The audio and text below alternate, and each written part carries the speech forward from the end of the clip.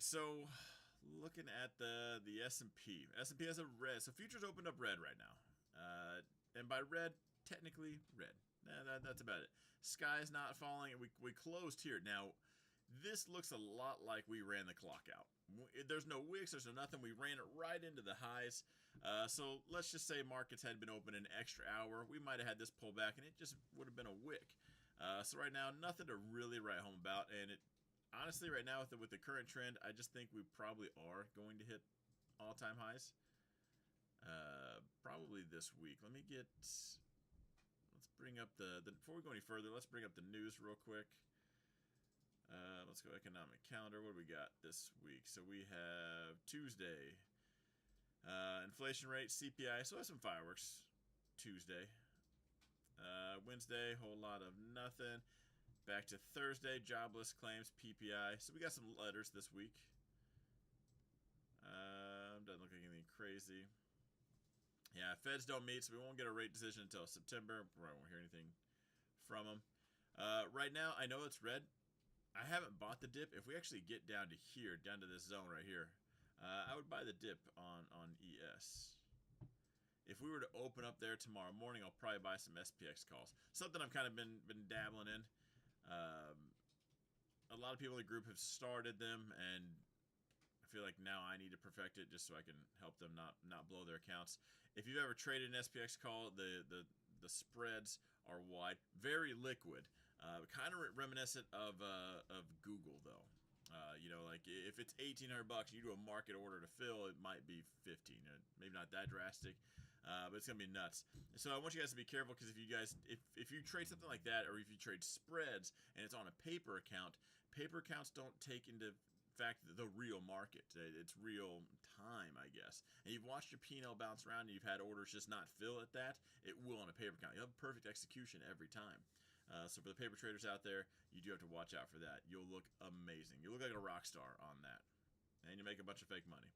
And then you'll try it out in real life, and it just won't be there. We are getting a little extra attitude. Hourly wise, we just broke that. Now, if we close the next 20 minutes below that, your hourly trend just changed. Let's do that. SPX calls can work out really well. Are you looking at 0 days? No, I'll never do 0 days. Maybe as a seller, 0 days are just for gambling. Theta kills it. 0 days is going to expire at 1 or 0 that day. There's no time to be wrong. And even if you're right, it needs to exceed all of that. The reason 0 days even exist are because they're very profitable. They're like a slot machine. They're very great for market makers. And I'm not saying someone hasn't made money on there, because every time I say it, someone's like, well, this is how much I made. Sweet.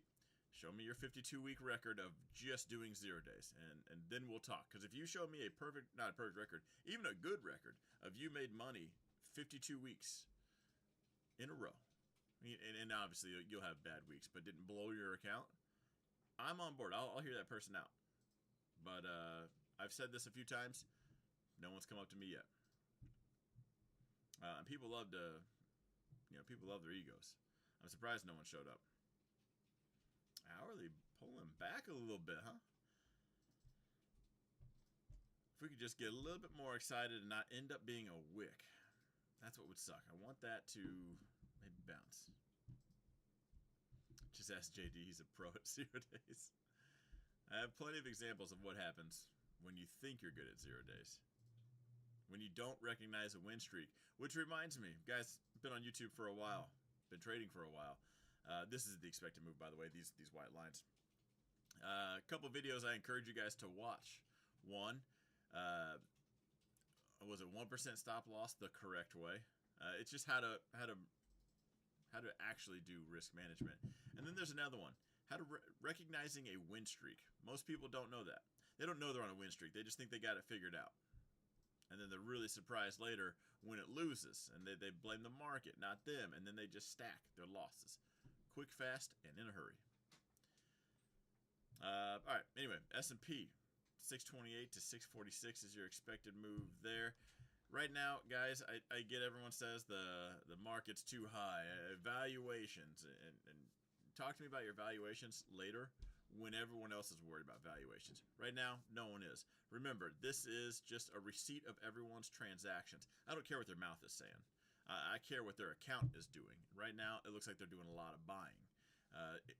Keep it simple, guys. When there's a green candle, just means more buyers than sellers. That's it. Right now, we've got a whole lot of more buyers than sellers, and the bears have shown up plenty. This isn't a momentum trade. The markets are trending up. Their occasional red days, they've been just dip buys. We've had an amazing recovery. If you're going short, I don't. What are you, blind? Blind or dumb? Which one is it? Probably a little bit more aggressive. Again, not for everybody.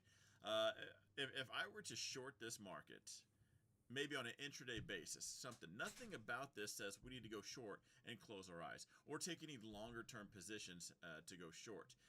Maybe you want to hedge. That's a completely different conversation. But to look at this chart and think, you know what, valuations are high, let me grab some SPXS, SQQQ, or better yet, let me grab some calls on a leveraged ETF and just watch that liquidity theta and just decay, destroy you. Sure.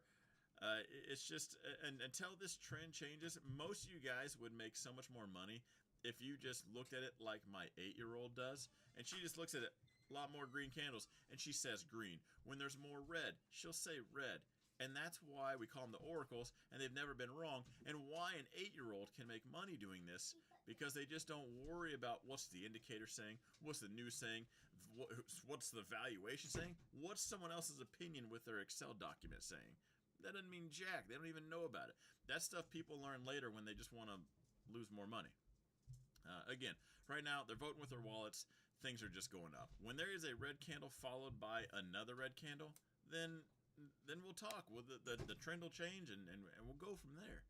So right now, it's just kind of hard not to just stay bullish. I'm hoping for a dip buy at that zone. So someone on the 1 minute time frame is going to argue with me about how he's short, and I'm on a real time frame. Until then, I would be careful. Yeah, all jokes aside, especially because some people are just shorts and the market gets green and emotions just get involved. Because we do say things like, imagine being short right now. There's a lot of that in the chat, and they're right, because this just keeps going up. Just remember, if you're fighting that trend, you're going to hear a lot of that. Not because people are better at trading, it's because they just followed the trend. Now, just because you're not short doesn't mean you have to be long. But then there's a question of opportunity cost. Anyway, I've seen a lot of thumbnails, right? A lot of stuff about how the market's too high. Someone sent me a video the other day of Ricky G. He's shorting the market. He can't wait to short AMD. AMD's his #1 position. He can't wait to short or something like that. And let me just pull up AMD's chart. There you go. Same bull flag again. It has already had earnings. What about that? Looks like a short. Now, you've heard me say this a lot, right? Bull flag or reversal, they will look the same, and that's what that looks like right now. Lower highs. Ricky is a much shorter time frame trader, so maybe that makes sense for him. But for anybody on any other higher time frame, what about this? Looks like a decision to go short. Goes from the lower left to the upper right. This is the basics. I just feel like we have to have this conversation now because people are really forgetting the basics. And my mouse forgot the basics because I can't even scroll up to get to the NASDAQ. Eventually, you'll be right if you can afford it. I promise the market will make sure you can't. Yeah. Not to mention, if you're going to catch a knife, there's a way to do it. I am a knife catcher at heart. And I get it. Not the overall markets. That's just silly. But, sometimes stocks are just absolutely blowing up and they're just, you have your opinion. It is overbought. There's ways to catch these knives and not cut your arm off. And that's more important. It's a fine line to balance between let's catch a small cut if we do and not die death of 1,000 cuts. At some point, there needs to be a line in the sand where you're like, this one just isn't for me. I'm going to do what the 8-year-old does. I'm going to count the green candles. I'm going to count the red and see which one's more. I don't get why we're not going to. I bet we're going to hit all-time highs. We're going to check that box this week. Let's bring up the expected moves. Let's adjust those from last week to this week. So as far as the Qs go, 584 to 464. So we got a $10 expected move on the Qs. I gotta say, I would rather take a loss buying the dip than do anything else right now. Show the market who's boss. I don't care who you are. Everyone has done that, and if you haven't done it yet, you're just new. That's all. Everyone in their phase of trading has decided to play market maker. Oh, I'll show you. Oh, you want to go down? Watch how much more I buy this time. And you haven't realized it yet. Something you have to live through. It's like a badge of honor. The market has no idea you even just took a position. That's it.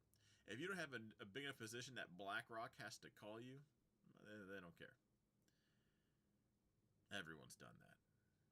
I hate that. Because every time you think you're going to play market maker, you're going to buy your way out of a position or something, man, it's like somebody just sells specifically information. Like, we do have a lot of order flow, but can I interest you in just this guy's order flow? Don't you just take that personally? I feel like the markets do.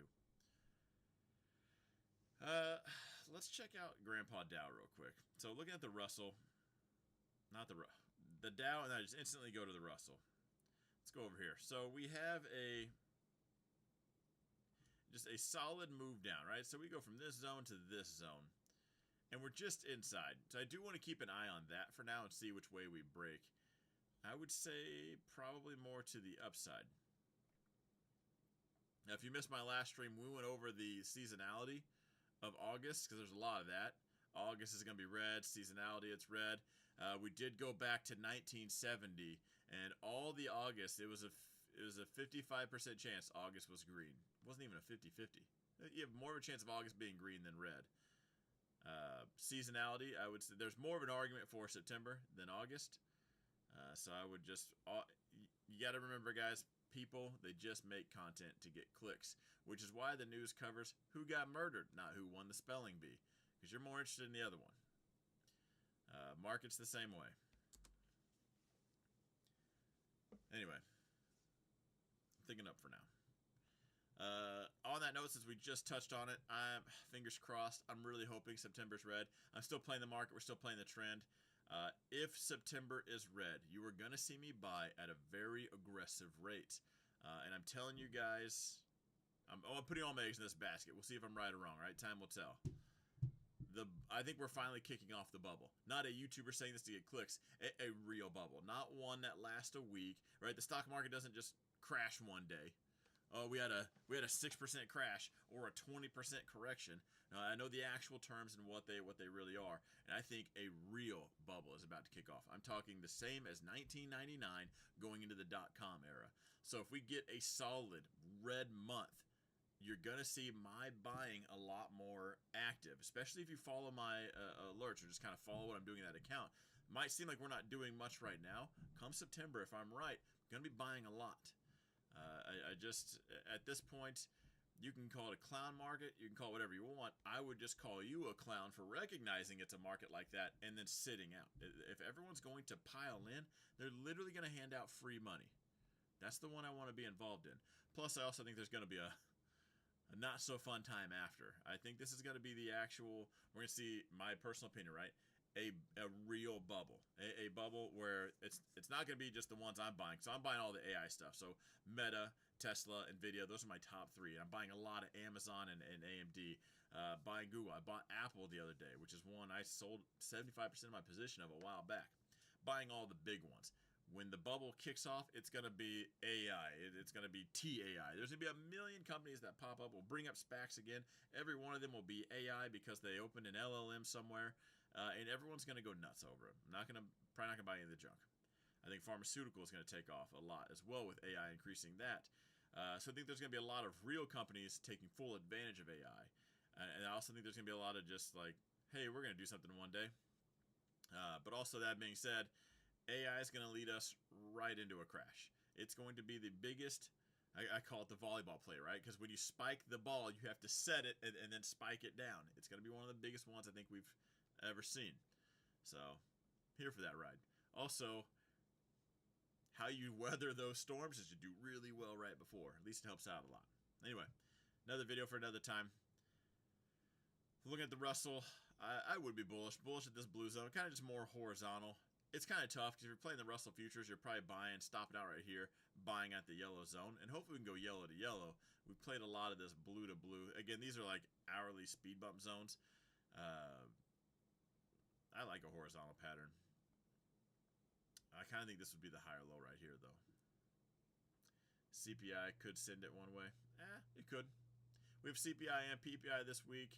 That was a theme for 1 year where all the YouTubers were talking about it. We're starting to get away from it. So we'll see. I'm sure there'll be some volatility that day and some contracts will be moved. But I don't know how big it's going to be. I think the rate cut thing might be the next big thing. Jobs reports are probably the ones I would really be watching. Because a lot of people are going to guess what the rate cut decision might be. And I think it's going to be 25 basis points September and December. So we'll get half a point total. So that's it. So you know what I'm saying.